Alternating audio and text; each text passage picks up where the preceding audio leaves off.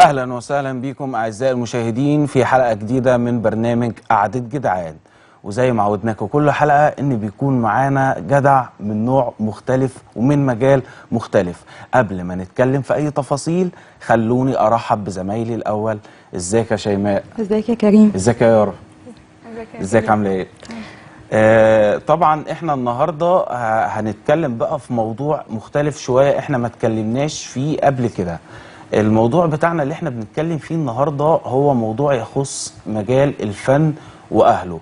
وطبعا لما بنتكلم عن الفن وأهله يبقى لازم نستضيف حد من الاختصاص ده، لأن ده اختصاص ومجال واسع وكبير جدا، وفي حاجات كتيرة جدا مش أي حد سهل يعرفها سواء كانت جوه الكواليس أو براها. وعلشان كده خلوني أرحب النهاردة بضيفي النجم الفنان الأستاذ محمد فؤاد. أهلا وسهلا بيك. أهلا يا فندم، أهلا وسهلا بيك. أهلا وسهلا بيك. اهلا وسهلا بيك. أهلا وسهلا، شرف لنا. الله يخليك. ادوارك كلها في التلفزيون والاعمال الدراميه كانت ادوار جاده وحازمه، وحتى الستايل بتاع حضرتك على عكس ما قعدنا مع حضرتك بره ولقيناك ليك في الدراما والفكاهه والكوميدي وكل شيء. فحضرتك شامل نوعا ما. وكمان عرفت ان حضرتك بتعز الفنان كريم عبد العزيز معزه شخصيه. ايه سر المعزه دي بقى؟ بص، كريم عبد العزيز فنان محبوب جدا، مش حبيبي، ده حبيب الملايين. فنه مقنع، فن بيقدم فن جميل لكل الاسره، الكبير والصغير يخش البيت. فن جميل محترم مهذب. هو متربي في المجال دون اساسا عن والده طبعا، وهو نشأته فنيه. وحد يعني انا اقل ان انا اتكلم عن الفنان كريم عبد العزيز. ده حد جميل وكل اعماله تتكلم عنه. حضرتك ليك الاحترام والتقدير. الفنان كريم عبد العزيز فنان الاسره المصريه زي حضرتك بالظبط، وحضرتك منورنا. ميرسي يا فندم، ربنا يخليكي، ده ذوق حضرتك. ربنا يخليك. قول لي بقى، عاوزين نتكلم كده قبل ما نخش بقى في المواضيع الفنيه والمسلسلات اللي حضرتك عملتها او الاعمال الجايه. خلينا نتكلم كده عن حاجه، يعني حضرتك بالذات معاصر للزمانين اللي فات واللي احنا فيه وان شاء الله طبعا اللي جاي. رأي حضرتك في الفن ايه ما بين القديم والجديد؟ ايه الاختلاف؟ ايه اللي حصل فيه تطوير؟ ايه اللي احنا مفتقدينه فعلا من الزمن القديم ان احنا نبدأ نطبقه ونشتغل عليه؟ تمام. بص حضرتك، هو يعني معاصر للقديم والجديد، بس مش عجوز قوي كده يعني. بص حضرتك، هو لا، هو معنى معاصر. أيوه. ان حضرتك على الاقل أيوه. متابع. ايوه. دعاء. الله يخليك. بص، هو الزمن القديم ده اساس الفن في مصر والعالم العربي. الزمن القديم قدم لنا حاجات بنعيش عليها لحد دلوقتي. الاساتذه الكبار، استاذ عبد المنعم مدبولي، استاذ فؤاد المهندس، نجيب الريحاني، الاساتذه الاستاذ عادل امام، محمود عبد العزيز، محمود ياسين، كل الاساتذه دي يعني اساس الفن في مصر والعالم العربي طبعا. واحنا تلمذنا على ايديهم وتعلمنا منهم. استاذ محمود المليجي، استاذ فريد شوقي، لا هنقول مين؟ انا دول العظماء كلهم، كل عظماء الزمن الجميل، الزمن الفن الجميل دول بنشوفهم وبنتعلم منهم، وحاجاتهم هتفضل عايشه ازمان وازمان واجيال. زي استاذ عبد الوهاب مثلا، الله يرحمه، فنان موسيقي الجميل، استاذ الاجيال وفنان الاجيال. طبعا هو كريم سأل السؤال ده لان وش حضرتك بيحمل الزمنين في زمن واحد. الله يخليك. فعلشان كده هو اختار السؤال ده. لكن حضرتك طبعا ربنا يديك الصحة، مين من الممثلين اللي موجودين في الوقت الحالي اللي حضرتك حابب ان انت تشتغل معاه؟ يعني اتمنى اشتغل مع استاذ كريم عبد العزيز. استاذ محمد سعد موهبه جامده جدا طبعا، وعنده امكانيات ما طلعتش لحد دلوقتي، عنده طاقات هائله. فده حد جميل يعني برضه، وكوميدي جميل. طبعا هو عنده كل جديد وكل فترة بيبقى مواكب زي حضرتك بالظبط. تمام. يعني الاستاذ شريف عرفة في فيلم كنز طلع من الاستاذ محمد سعد حاجه. بعد الليمبي والحاجات دي كلها، الاستاذ شريف عرفة طلع معاه شغل جامد جدا، وعمل وجهه ثانيه خالص الاستاذ محمد سعد. من جواه امكانيات جامده جدا. طيب شريف عرفة اشتغلت معاه في فيلم الكنز على فكره، الجزء الاول.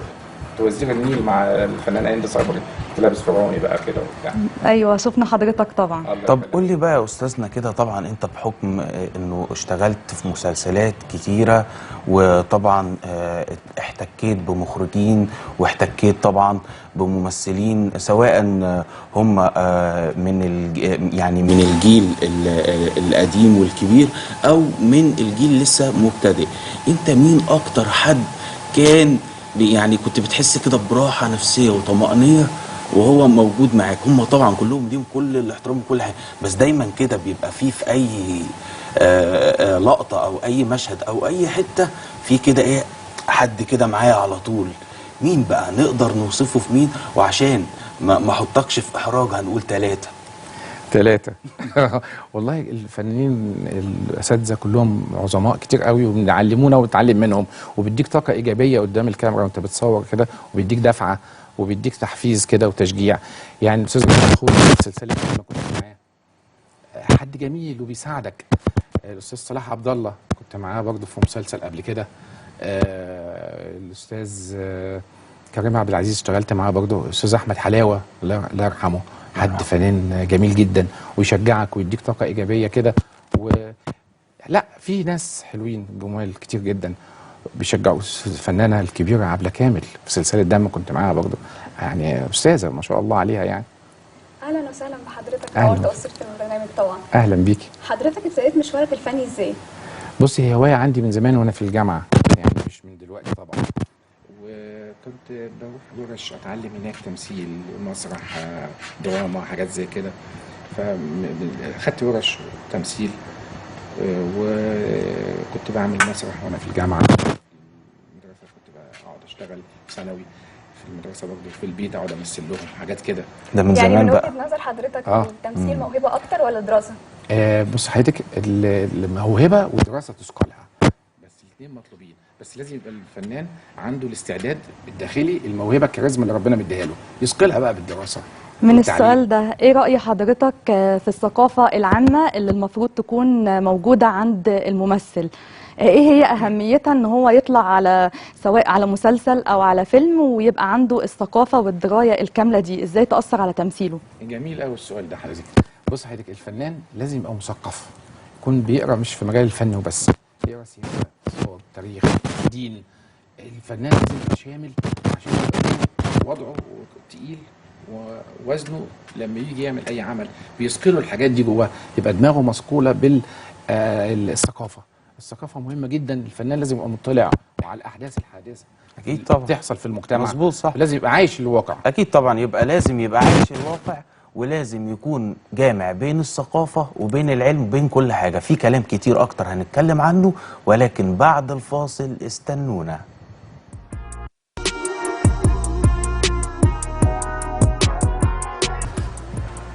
ورجعنا لكم مرة تاني، وزي طبعا ما تابعنا قبل الفاصل احنا لسه معانا الفنان والممثل الجميل اللي روحه حلوة بقى، ودي هنسأله فيها طبعا أستاذ محمد فؤاد.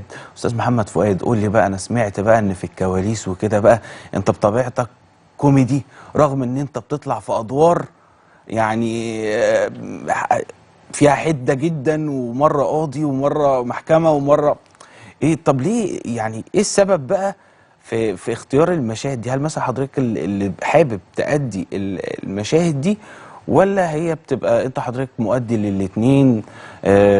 فاحكي لنا بقى عن طبيعة الموضوع ده. والله ببساطة هو الممثل يؤدي جد ويؤدي كوميدي ويؤدي تراجيدي، بس في ناس بتتصنف كوميدي وناس بتتصنف تراجيدي. بس هو معظم الحاجات اللي خدتها بتجيلي قاضي، يجيلي محامي، يجيلي لواء، يجيلي طبيب كده. لكن في الكواليس احنا بنقعد زي الاستاذه واحنا قاعدين بنضحك جامد جدا. بعد ما مثلا اخلص مشهد القاضي يجي المخرج يقول لي ده انت المفروض تشتغل كوميدي، عشان شافنا في البروفات عاملين كده يعني. استاذ عادل الاديب كذلك برضه اشتغلت معاه، لواء مدير امن برضه، كنا بنضحك في الكواليس كويس قوي. لان استاذ عادل الاديب ده مخرج من المخرجين المحترمين قوي، ويساعد الممثل وجميل. ايه اكتر حاجه حضرتك شاركت فيها وكنت مرتاح مع اسره المسلسل؟ بص حضرتك هو معظمهم مرتاح معاهم. الاستاذ ربنا يديله الصحه مصطفى الشال والاستاذ محمود الشال، غزال الشال، طارق الشال. الناس دي ناس محترمه جدا، ده جروب عمل محترم جدا. ويعني اشتغلت بارتياح شديد قوي قوي معاهم. اشتغلت معاهم في سلسله دم جزء اول وثالث وخامس، لا حاجه جميله قوي. وكمان الاستاذ عادل الاديب كان محترم قوي. الاستاذ يوسف كمال المخرج المنفذ، ومعاه الاستاذ هاني كمال في ابو العروسه، حد برضه محترم قوي واسره كويسه جدا جدا. طبعا مسلسل ابو العروسه كلنا تابعناه واثر فينا احنا يعني كاسره مصريه، واثر كمان في الدول اللي اتعرضت فيها اللي كلها اللي بتتكلم لهجه مصريه بشكل عام او لغه عربيه. بالنسبه بقى لموضوع الكوميديا ده، هنشوف حاجه كوميديه الفتره الجايه من حضرتك؟ ان شاء الله ان شاء الله بعد العيد كده نبدا نشتغل حاجه. ومعانا برضه شاب مخرج جميل مجتهد اسمه مصطفى بكري، بنعمل معاه حاجه وبنجهز ان شاء الله يبقى كويس قوي. وربنا نسال الله التوفيق يعني. بالتوفيق ان شاء الله. الله يخليك. طيب بما ان حضرتك بقى بتقول بنجهز حاجه، عاوزين نعرف بقى الحاجات اللي احنا بنجهزها بعد العيد هتكون ايه ان شاء الله؟ والله مصطفى بيجهز فيلم قصير كده عشان يخش فيه مهرجانات. مش هحرق بقى، لو هو معانا هنتكلم عنه لان ده موضوعه هو. هل في اعمال تانية ان شاء الله ولا؟ ان شاء الله ان شاء الله يكون في عمل تاني مع الاستاذ شادي ابو شادي ان شاء الله يعني ان شاء الله. طيب قول لي بقى كده، يعني في مسلسل مين او ايه اكتر مشهد كان بيعلق معاك؟ مشهد ابو العروسه مثلا. كنت محامي فيه مع الاستاذ سيد رجب، فنان جميل كده ومحبوب. ابو العروسه على فكره مسلسل دخل قلوب الناس عشان مسلسل اجتماعي دخل كوميدي وبيمس واقع المجتمع المصري اللي احنا بنعيشه، وبيخاطب كل افراد المجتمع. فعشان كده وصل للناس بسهوله، واتعمل منه جزء اول وتاني وتالت، وممكن يبقى فيه بعد كده. طبعا مليانين فنانين حلوين قوي، الاستاذه سوسن. لا حاجه جميله قوي. فالمسلسل ده كان جميل قوي قوي. ومسلسل سلسله دم برضه الاستاذ مجدي صابر الكاتب، ده حاجه جميله قوي. يعني ايه بقى كلمه ممثل من وجهه نظر حضرتك؟ في ناس كتير احنا شفناها طلعت بتمثل سواء في التلفزيون او في الافلام، بس ما يعرفوش حاجه عن معنى الكلمه. الممثل تجسيد للدور، الممثل قيمه ومبدأ، حضرتك بقى تقول لنا عليه. بص حضرتك، هو الممثل بينقل مثلا صوره واقعيه من احداث المجتمع، بينقلها للناس في شكل بقى دراما، في شكل كوميدي، وبيعيش الدور ويبقى لابسه ويذاكره كويس وينقله للناس في شكل التمثيل. تمام، يعني هو مش مجرد ورق وحد بيقرا الورق ويطلع. لا لا لا، لو مش حاسس الكلمه ومش حاسس الاداء ومش حاسس الدور نفسه ومش مقتنع بيه ما يعملوش ومش هيوصل. احنا معانا دلوقتي مشهد حضرتك بقى تقدر تكلمنا عنه اكتر. تمام. المشهد ده بقى كلمنا عنه باستفاضه كده. ده مشهد من فيلم قصير عامله برضو مصطفى بكري المخرج، الحبر والدم، مع الفنان محمد الشربيني. حد جميل قوي قوي قوي، طبعا، وصديق وحد محترم وممثل واداؤه حلو قوي. هنا كنت انا راجل اعمال وهو كان مباحث، والولاد ولادي او اصحابهم وبتاع كانوا عاملين مشاكل وراحوا القسم وبتاع وحاجات زي كده. فانا كنت راجل اعمال مشهور او ليه قيمه في المجتمع معروفه يعني. ورايح بقى اشوف ازاي ايه المشكله في القسم يعني ونطلعهم وحاجات زي كده. ايوه. طيب بس كان شغل حلو قوي بصراحه يعني، عملنا فيه شغل حلو لان مصطفى شاب مجتهد وطموح وهيوصل ان شاء الله. ان شاء الله طبعا. طيب عاوز اسال حضرتك برضو بشكل عام، احنا بنشوف طبعا كل ممثل بيأدي دور مختلف تماما عن التاني في اي مسلسل.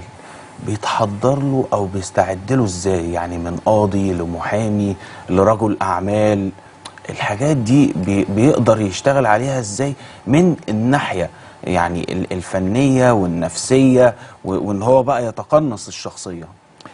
الواحد بيقرا السيناريو اللي جاي له وبيقتنع بيه وبيتقمصه كويس. وبعدين مثلا طبيب، انا بروح مع عند طبيب بشوفه بيشتغل ازاي، حركاته ازاي، بيتكلم يعني ازاي. بيبقى في فترة يعني مثلا بعيش الجو. مثلا مسلسل ختم النمر ده انا كنت فيه طبيب، فكنا بنصوره في مستشفى.